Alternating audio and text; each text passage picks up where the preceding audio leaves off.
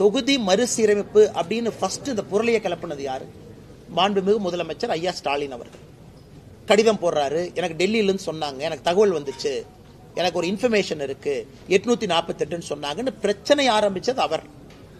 அந்த பிரச்சனைக்கு முற்றுப்புள்ளி நாங்க வச்சிருக்கோம். என்ன வச்சிருக்கோங்கன்னா, அதாவது ப்ரோரேட்டா விகிதாச்சார அடிப்படை அப்படின்னு நம்ம சொல்லியிருக்கோம். அப்படின்னா என்ன அர்த்தம்? இன்னைக்கு இந்தியாவில் 543 மக்களவை தொகுதிகள் இருக்கு, 543 பாராளுமன்ற உறுப்பினர்கள் இருக்கிறாங்க. தமிழகம் 39 பேர் நாம இருக்கோம். அப்படின்னா 543 நம்ம எவ்வளவு ஒரு ரேஷியோ போட்டுக்கிட்டீங்களா? 7.1516% இருக்கும்.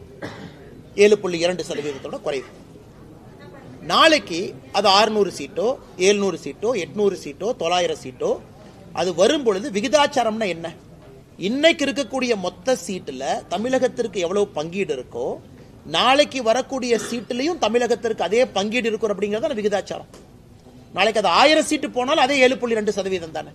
இன்னைக்கு யூபிக்கு இருக்கக்கூடிய மொத்த எம்பிக்கள் 543 எத்தனை சதவீதமோ நாளைக்கு சீட் அதிகமான பிறகு கூட அதே அடிப்படை தானே. இதுதானே விகிதாச்சாரம், இதான ப்ரோரேட்டா. இதை மறுபடியும் குழப்பி ஆராசா அவர்கள் போன்றவர்கள் எல்லா தலைவர்களும் இதையும் புரிஞ்சுக்கலனா அவங்களுடைய நோக்கம் என்ன?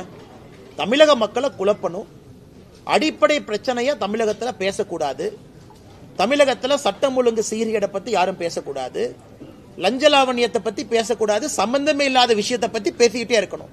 ஒரே நாடு ஒரே தேர்தல் நான் கொண்டு வரும் பொழுது மிக தெளிவாக ஒரே நாடு ஒரே தேர்தல் எப்ப வரும் தெளிவா சொல்லியிருக்கோம்.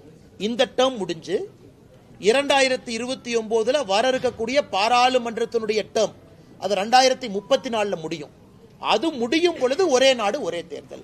இவங்க ஒரு வருஷமா ஐயோ ஒரே நாடு ஒரே தேர்தல் வருதாமா, எங்க திமுக ஆட்சி கலைஞ்சிருமா, எங்க திமுக ஆட்சி 4 வருஷத்துல இல்லாம போயிருமான்னு இப்படிதான் கதை கட்டிட்டு இருந்தாங்க.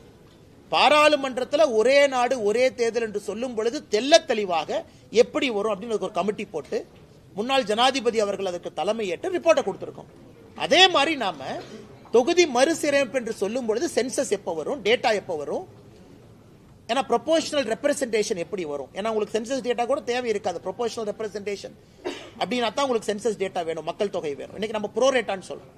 இருக்கக்கூடிய சீட்டு அதே ப்ரோரேட்டா அதே விகிதாச்சார அடிப்படையில் மேல உயரப்போகுது. இது எல்லாம் நாம் சொன்ன பிறகு மறுபடியும் அனைத்து கட்சி கூட்டம் எதற்காக?